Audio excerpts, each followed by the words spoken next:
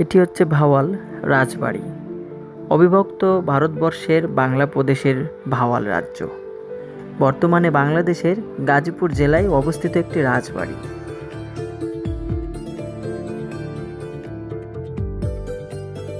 কথিত আছে এই রাজ্যে বসবাস করত প্রায় 5 লাখ প্রজা।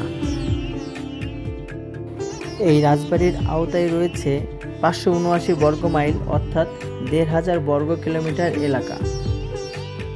ভাওয়ালের জমিদার বংশের রাজকুমার রমেন্দ্র নারায়ণ রায় ও আরও 2 ভাই মিলে এই জমিদারির দেখাশোনা করতেন।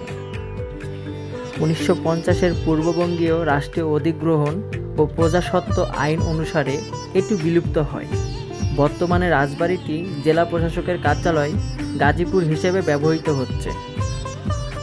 সপ্তদশ শতাব্দীর শেষ ভাগে দৌলত গাজী ভাওয়ালের গাজী স্টেটের জমিদার ছিলেন। বলরাম রায় ছিলেন দৌলত গাজীর দেওয়ান।